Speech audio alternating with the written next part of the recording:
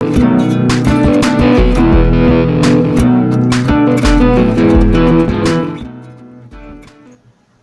afectuoso saludo en Cristo Jesús a todos los oyentes de La Voz de María. Iniciamos su programa Caminos de Esperanza, de Fe, de Salvación, en el nombre del Padre, y del Hijo, y del Espíritu Santo. Amén. La voluntad de Dios nuestro Padre es que todos sus hijos se salven. Por eso nos ha enviado su Hijo unigénito Jesucristo, nacido de la Virgen Santísima, en la pobreza de la gruta de Belén. Creció humildemente en el hogar de Nazaret, Jesús, José y María, en gracia, en estatura, delante de Dios y de los hombres, lleno de la sabiduría. Jesús inició su vida pública, anunciando la llegada del reino de los cielos. Cambien de vida y de corazón, ya se acerca el reino de los cielos. Curó a los enfermos, expulsó demonios, resucitó muertos. Y la prueba más grande de su amor es que, obediente al Padre, dio su vida en la cruz. Allí pagó por los pecados de todos los hombres. Murió y resucitó, librándonos del pecado y de la muerte. Ascendió a los cielos y desde junto al Padre nos envía el Espíritu Santo para que vivamos como hijos amados de Dios en su Santa Iglesia Católica. La Iglesia está de fiesta hoy, celebrando a Santa Narcisa de Jesús, santa de esta tierra, de Novol. Bendita Santa Narcisa de Jesús. Y también celebra la Iglesia San Juan Diego, a quien se apareció la Virgen Santísima en México. Allí tenemos el origen de la devoción a la Virgen de Guadalupe, la emperatriz de América, que se apareció a San Juan Diego y se celebra hoy junto con Santa Narcisa de Jesús. He aquí que vendrá el Señor y vendrán con él todos sus santos, y aquel día brillará una gran luz. Oh Dios Padre de misericordia, que inspiraste a Santa Narcisa de Jesús Virgen la vocación de víctima en favor de su pueblo, concédenos por sus méritos e intercesión, que siguiendo su ejemplo, te adoremos con el sacrificio de alabanza y amemos a los hermanos con una caridad sincera, por nuestro Señor Jesucristo, tu Hijo, que vive y reina contigo en la unidad del Espíritu Santo y es Dios por los siglos de los siglos. Amén. ¿Qué nos dicen las lecturas de hoy? La primera del profeta Isaías, el primero de los 4 grandes profetas mayores, que nos habla maravillas de Jesucristo. Es como un verdadero evangelista, 8 siglos antes, y anuncia los tiempos del Mesías. Del capítulo 40. Consuelen, consuelen a mi pueblo, dice nuestro Dios. Hablen al corazón de Jerusalén y díganle a gritos que ya terminó el tiempo de su servidumbre y que ya satisfecho por sus iniquidades, porque ya ha recibido de manos del Señor castigo doble por todos sus pecados. Una voz clama: preparen el camino del Señor en el desierto, construyan en el páramo una calzada para nuestro Dios. Que todo valle se eleve, que todo monte y colina se rebajen, que lo torcido se enderece y lo escabroso se allane. Entonces se revelará la gloria del Señor y todos los hombres la verán. Así ha hablado la boca del Señor. Una voz dice: griten. Y yo les respondo: ¿qué debo gritar? Todo hombre es como la hierba y su grandeza es como flor del campo. Se seca la hierba y la flor se marchita, pero la palabra de nuestro Dios permanece para siempre. Suban a lo alto del monte mensajeros de buenas nuevas para Sión. Alza con fuerza la voz, tú que anuncias noticias alegres a Jerusalén. Alza la voz y no temas, anuncia a los ciudadanos de Judá. Aquí está tu Dios, aquí llega el Señor lleno de poder, el que con su brazo lo domina todo.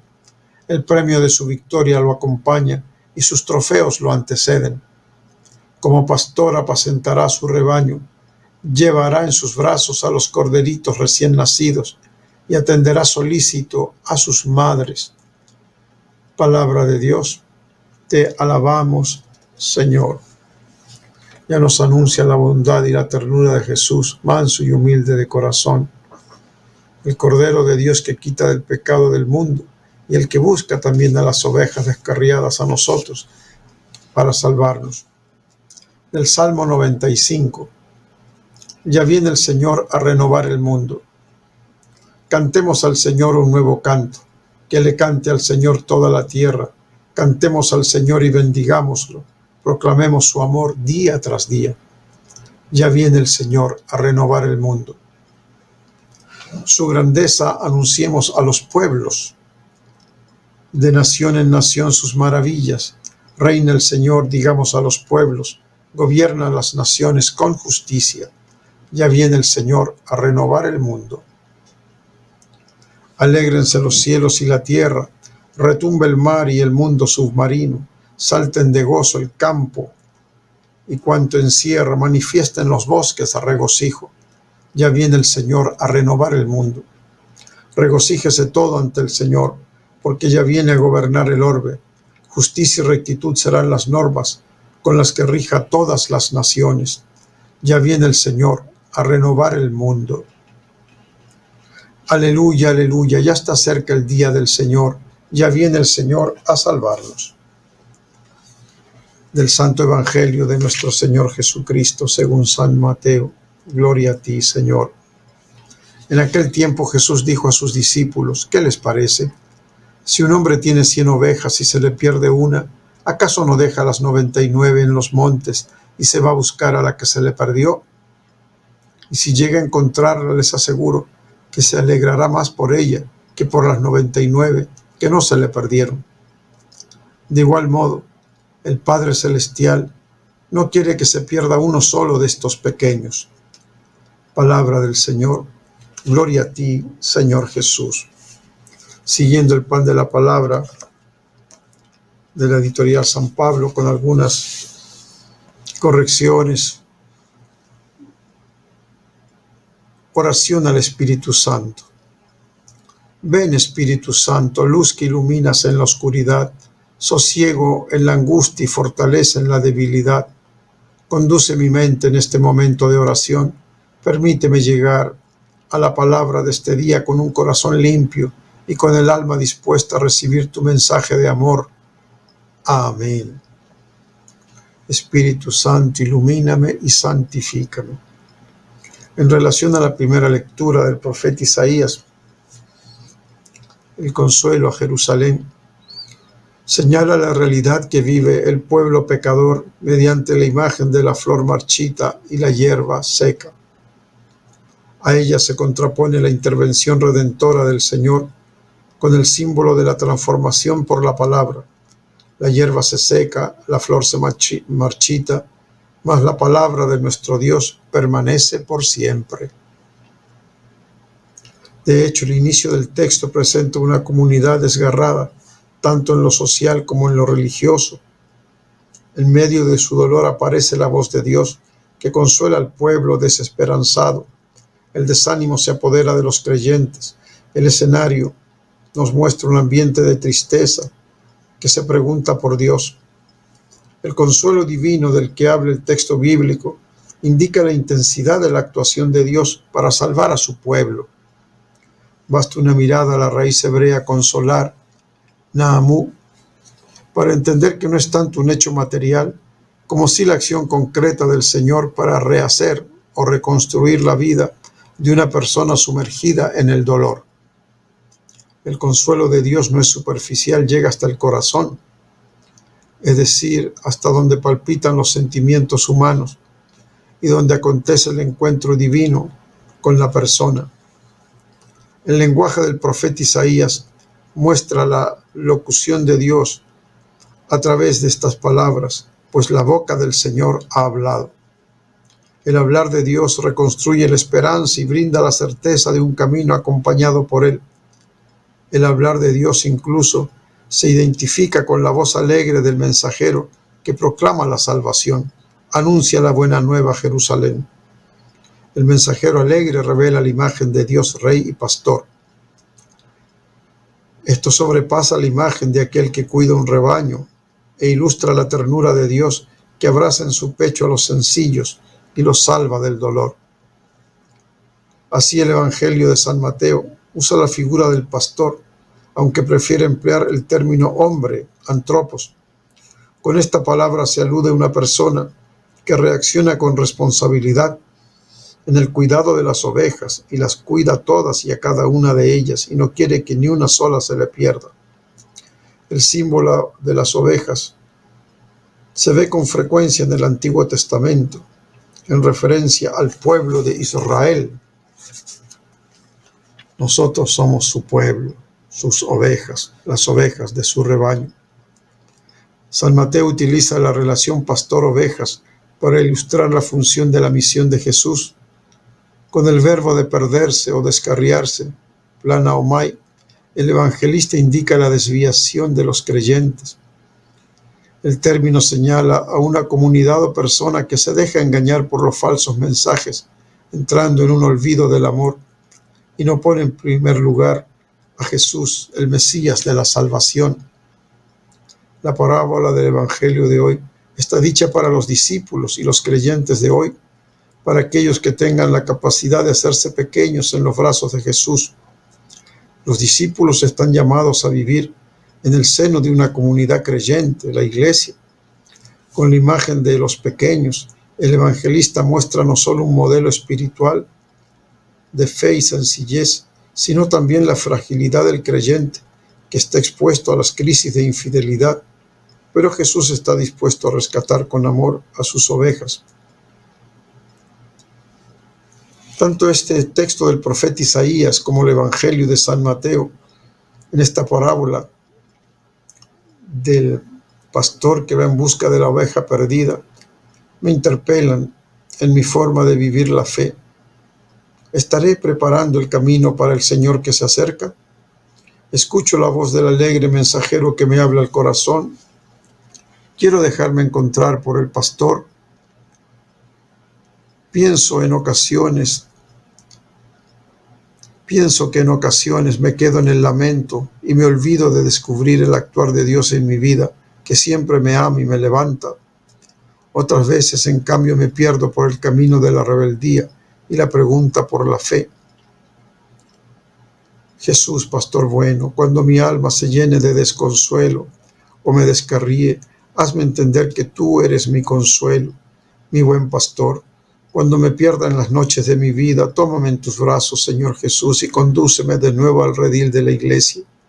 No abandones la obra de tus manos y no permitas que mis acciones, mis pecados me alejen de tu gracia y de tu amor. Amén. Bien. Algunos datos de Santa Narcisa de Jesús. Creció en Novol, allí cerca del río Daule. Después emigró a Guayaquil, llevando una vida de mucha oración. Era una hábil costurera, cantaba y tocaba muy bien la guitarra, fue una gran catequista. Después, por consejo de sus directores espirituales, viajó a Lima y allí alcanzó la santidad. Murió verdaderamente en olor de santidad.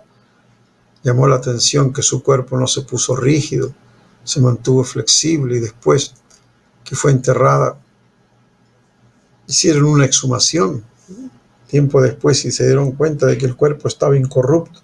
Y así años después llegó aquí a Novol, donde se venera ahí, debajo del altar, está Santa Narcisa de Jesús incorrupta. Narcisa de Jesús, algunos datos de su vida.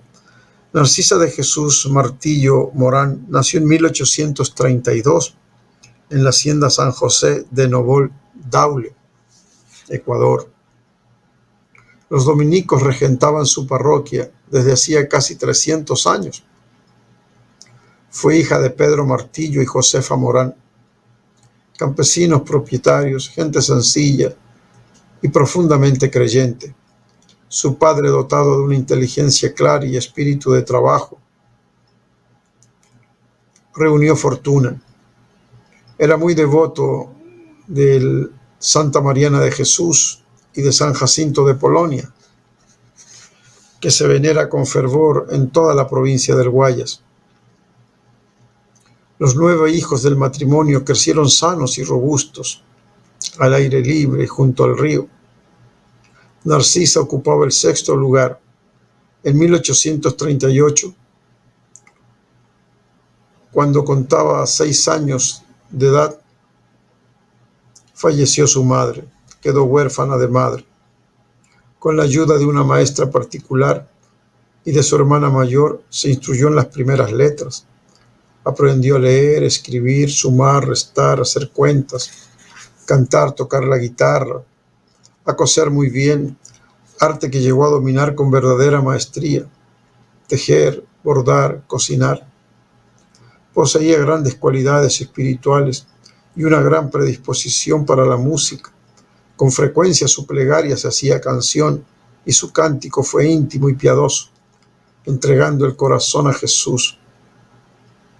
Como rezaba una composición que gustaba repetir cuando era jovencita, entregando el corazón a quien bien lo merecía. Tuvo una clara percepción de su llamada a la santidad, especialmente a partir del sacramento de la confirmación, que recibió a la edad de 7 años, el 16 de septiembre de 1839. Adquirió la costumbre de retirarse con frecuencia a un bosquecillo cercano a la casa para entregarse libremente a la contemplación de la naturaleza y las realidades divinas. El árbol de guayabo agrio junto al cual rezaba es hoy el término de nutridas peregrinaciones en Novol. Convirtió en oratorio doméstico un pequeño cuarto de su casa. Se propuso imitar en todo a Santa Marianita de Jesús, identificándose con la vocación de víctima en beneficio del pueblo. Asumió un camino arduo de penitencia para unirse más íntimamente a Cristo sufriente y ayudarle, colaborar en la redención del mundo. Fíjense, todos estamos llamados a colaborar en la redención, como decía el mismo Pablo, ¿no? Que su sufrimiento los unía a la pasión de Cristo. Por eso la Virgen María sí es corredentora, en el sentido que ayudó a Jesús a salvar al mundo, y de muchas maneras. Desde que lo concibe, lo lleva en su seno, lo da luz, lo cría, lo acompaña en su vida pública y junto a la cruz, donde una espada traspasó su corazón. Ayudando a Jesús, el único redentor, ella también en ese sentido es corredentora. Esto lo entendió bien Santa Narciso de Jesús, que con su vida de oración y penitencia ayuda a la redención del mundo. Colaboraba en los trabajos domésticos y en los del campo. Era una joven de oración, reflexiva, amable, alegre, de carácter dulce y apacible, sumamente buena y obediente, caritativa, compasiva para con los pobres, extremadamente piadosa, amada por todo el vecindario, joven muy hermosa, de ojos azules, cabello rubio, esbelta, fuerte y ágil. Se manifestó un excelente catequista. No podía menos de transmitir el fuego de su amor, del amor divino a los suyos y a los niños del vecindario. Desde los 15 años fue una hábil costurera. En esta época comenzó a leer sobre la vida de Mariana de Jesús, lo cual la marcó adoptando la espiritualidad de esta santa quiteña, la Azucena de Quito. Oración y penitencia, amor intenso a Jesús. A los 18 años murió su padre y emigró a Guayaquil. Allí alternó los oficios domésticos con la oración y la penitencia, teniendo al sacerdote Amadeo Millán como director espiritual. En la Catedral de Guayaquil dedicó mucho tiempo al apostolado, especialmente con niños a quienes enseñaba el catecismo. Trabajaba con jóvenes abandonadas y refugiadas en la Casa de las Recogidas, utilizando el canto y la enseñanza del catecismo como medio de formación pedagógica. Muy amiga de Mercedes de Jesús, que después será también beata. Mientras Narcisa vivió en Guayaquil, perteneció a la Asociación Piadosa de Hijas de María, cuyo programa consistía en la práctica de las virtudes cristianas y en obras de apostolado y caridad a los más pobres y necesitados. Narcisa no dejaba de cocinar y entregar comida a los más pobres. En 1868, el sacerdote franciscano Pedro Gual y Pujadas, uno de sus directores, le invitó a Lima para continuar su formación y alcanzar la santidad. tomó la decisión de dejar su patria y allí, valiente, en busca de la santidad, obedeciendo a su director espiritual. Allí en Lima vivió en el convento del Patrocinio, o casa de las hermanas de la Orden Laical de Santo Domingo. Como laica, participando en las diferentes actividades, al igual que las religiosas. Aquí siguió un exigente programa de reflexión diaria de 8 horas, que se caracterizó por el silencio y la soledad. También dedicó 4 horas de la noche a varias formas de mortificación que incluían flagelaciones y llevar una corona de espinas. Ella ayunaba muchas veces solo a pan y agua y comía solo la Santa Eucaristía. A veces se la veía en un estado de éxtasis. En septiembre de 1869 presentó unas fiebres que le llevaron a la muerte el 8 de diciembre. Ese día, después de la Eucaristía, se despidió de sus compañeras diciendo que iba a hacer un largo viaje. Pensaban ellas que regresaba a su patria, el Ecuador. Era el 8 de diciembre, día de la Inmaculada Concepción, y murió en paz dulcemente. Una de las hermanas vio que de su cuarto salía una luz especial, entró y la encontró ya como dormida, pero había fallecido. Su cuerpo nunca se puso rígido y verdaderamente un olor se oía especial, murió en olor de santidad. Esto dieron noticia a los periódicos de Lima.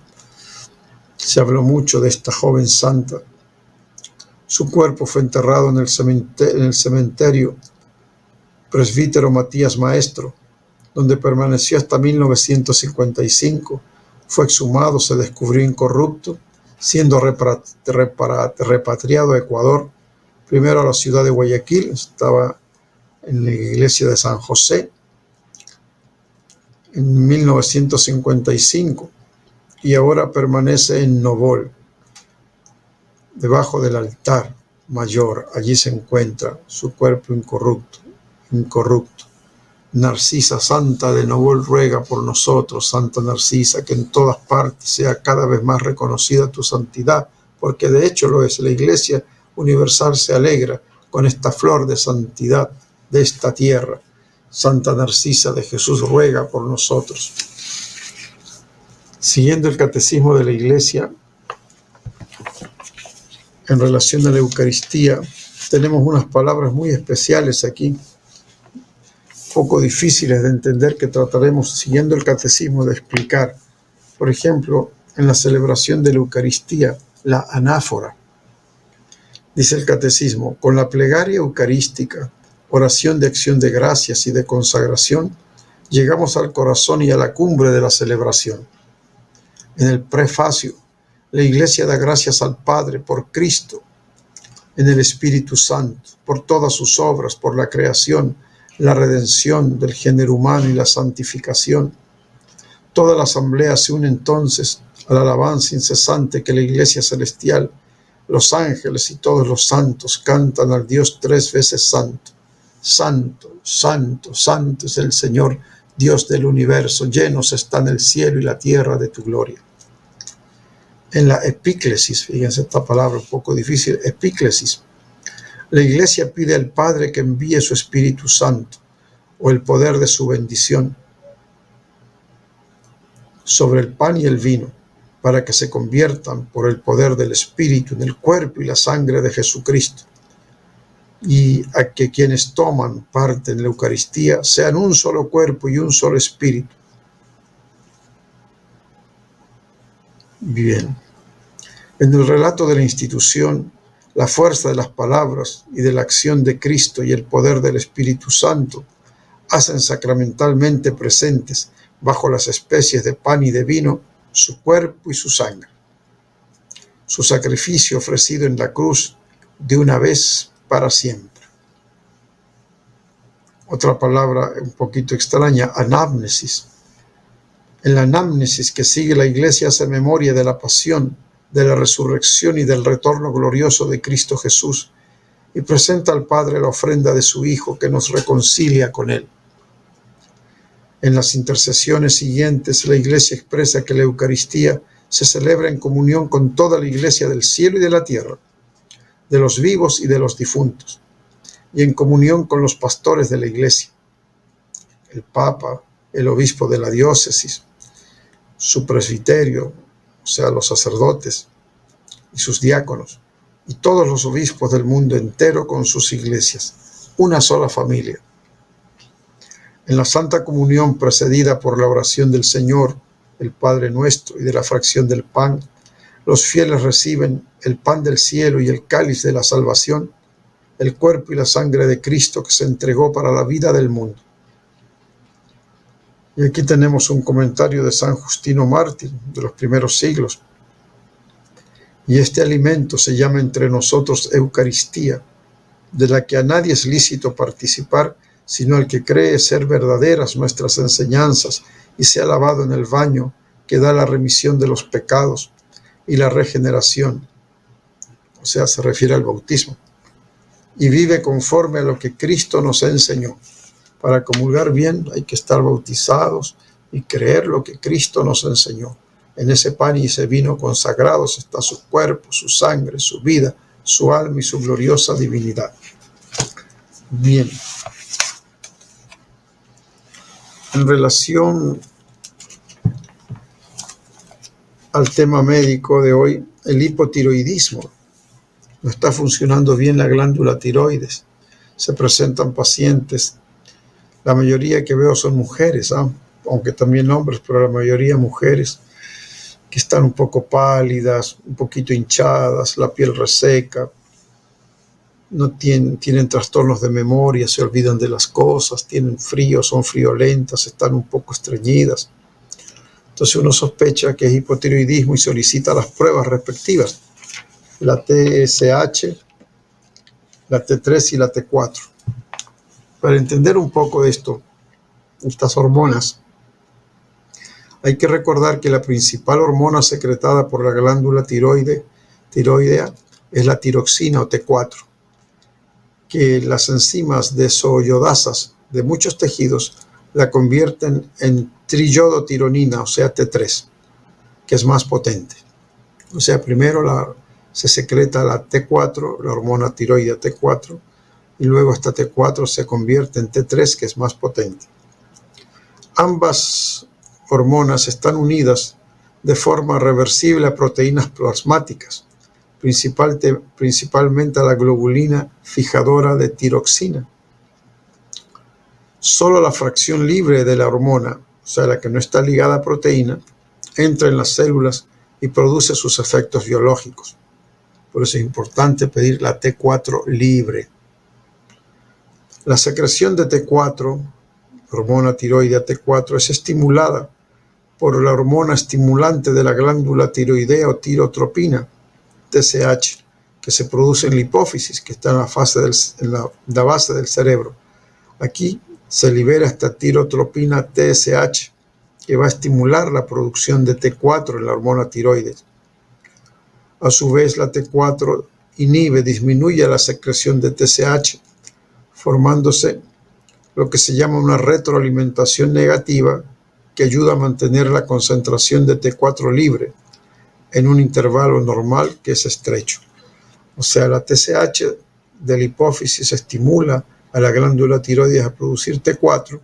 Esta T4 a su vez disminuye la producción de TSH, de manera que se mantiene un buen equilibrio para mantener la hormona T4 en sus niveles correctos.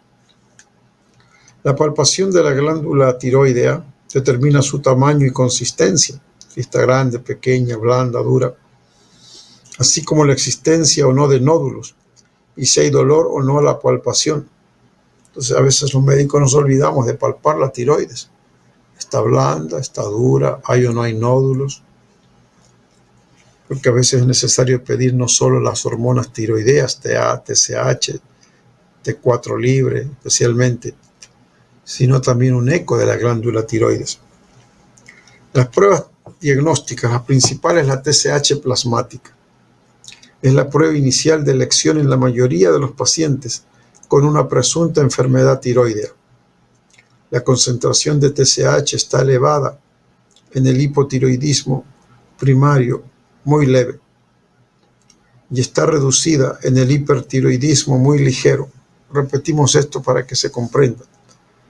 Si hay un leve hipotiroidismo, ya no está funcionando bien la glándula tiroides, se eleva la TSH que se produce en la hipófisis para tratar de estimular a que produzca más hormona tiroidea. De manera que cuando ya comienza a disminuir la función de la glándula tiroidea y hay poca producción de hormona tiroidea, automáticamente sube la TSH. ¿Esto qué quiere decir? Que si en la prueba tenemos que la T4 está un poco baja y la TSH está elevándose, eso significa hipotiroidismo. Y al revés, la TSH se reduce cuando hay hipertiroidismo muy ligero. Comienza a funcionar mucho la glándula tiroides, a producir mucha hormona. Apenas esto sucede, ya baja más bien la TSH para no estimular más a la tiroides. ¿Qué significa esto? Que si tenemos que se está elevando la T4 y está disminuyendo la TSH, esto habla ya más bien de un hipertiroidismo, no de un hipotiroidismo. Por tanto, una concentración plasmática normal de TSH descarta casi todas las causas de hipertiroidismo y el hipotiroidismo primario. O sea, si la TSH está normal, prácticamente podemos decir que no hay hipertiroidismo y que no hay hipotiroidismo primario, que la glándula está funcionando bien, está produciendo bien la tiroides. Por eso muchos piden primero solo la TSH. Si la TSH está bien, no piden otras hormonas. No se preocupen. Por lo general es así. Puesto que incluso los cambios leves de las concentraciones de las hormonas tiroideas afectan a la secreción de TSH, las concentraciones anómalas de TSH no son específicas de una enfermedad tiroidea clínicamente importante. Claro, hay que estar muy atento, ¿no? Porque a veces hay lo que se llama un hipotiroidismo subclínico, por ejemplo, ¿no? El paciente no tiene síntomas, pero ya se están alterando las hormonas tiroideas. Ya está bajando un poco la T4, se está elevando un poco la TSH. Bien, el hipotiroidismo primario, debido a una enfermedad de la glándula tiroides que le hace producir poca hormona, supone más del 90% de los casos de hipotiroidismo. Entonces, si una persona tiene problemas con hipotiroidismo, más del 90% es un hipotiroidismo primario, no está produciendo suficiente hormona a la glándula tiroides. La tiroiditis linfocítica crónica o enfermedad de Hashimoto es la causa más frecuente en los países desarrollados y se puede asociar a enfermedad de Addison, otra enfermedad endocrina en que no funciona bien la glándula suprarrenal, y a otros déficits endocrinos. Su prevalencia es mayor en las mujeres y aumenta con la edad. Entonces, una de las causas de hipotiroidismo es la tiroiditis linfocítica crónica. Está inflamada la glándula tiroides, o enfermedad de Hashimoto, y se puede asociar a enfermedad de Addison o insuficiencia suprarrenal, y se observa con más frecuencia en mujeres y a mayor edad. También es habitual el hipotiroidismo iatrogénico, causado por tiroidectomía. Tuvieron que operar la glándula tiroides por un tumor, por ejemplo, sacaron la glándula tiroides. Evidentemente el paciente va a tener hipotiroidismo, no hay glándula que produzca la hormona. O por el tratamiento con yodo radioactivo. Puede ser que el paciente presentaba un hipertiroidismo, era muy difícil controlar esa producción exagerada de hormona. Al principio utilizaron medicamentos, pero seguía la glándula produciendo demasiada hormona y tuvieron que silenciar, se llama así, anular la glándula tiroides con yodo radioactivo. Y el paciente queda en un hipotiroidismo, ¿no? Estas serían causas también de hipotiroidismo, la cirugía o el tratamiento con yodo radioactivo. Se produce un hipotiroidismo transitorio en la tiroiditis puerperal O sea, después de que la mujer da a luz, es un indoloro, no siente dolor en la tiroides, pero hay una inflamación de la tiroides y tiene un pequeño hipotiroidismo y transitorio, ¿no? Y también en la tiroiditis subaguda después de un periodo de hipertiroidismo. Bien, hay fármacos que pueden producir hipotiroidismo, ¿no? Por ejemplo, los fármacos que contienen yodo, litio, que se utiliza para tratar la enfermedad maníaco-depresiva, el interferón alfa, el interferón beta, la interleucina 2, la talidomida, el bexaroteno, el sunitinib, la amiodarona, que es un antiarrítmico, e inhibidores de puntos de control. Estos son fármacos realmente muy raros que no los vemos mucho en nuestro medio, ¿no? Pero sí la amiodarona se utiliza a veces aquí como antiarrítmico, ¿no? Y el litio a veces como tratamiento psiquiátrico, ¿no? En estos pacientes hay que medir pues las hormonas tiroideas. El hipotiroidismo secundario por déficit de TSH en la glándula hipófisis es poco habitual, aunque puede aparecer en cualquier trastorno de la hipófisis y del hipotálamo. Sin embargo, rara vez se produce sin otros signos de enfermedad hipofisiaria, ¿no? Entonces es más raro que falle arriba de la producción de TSH, lo que se llama hipotiroidismo secundario. La mayoría de los síntomas de hipotiroidismo son inespecíficos, se manifiestan gradualmente, entre ellos intolerancia al frío, astenia, debilidad, cansancio, somnolencia, escasa memoria, estreñimiento, menstruaciones abundantes, dolores musculares, ronquera. El hipotiroidismo se puede tratar fácilmente y se debe sospechar en cualquier paciente con estos síntomas. Vamos a repetir ahora de atrás hacia adelante.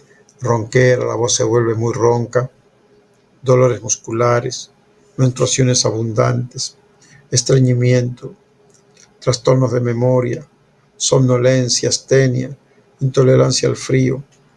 Algunos están un poquito hinchaditos, aumentos de peso. Muchos de gorditas equivocadamente creen que es el problema de tiroides.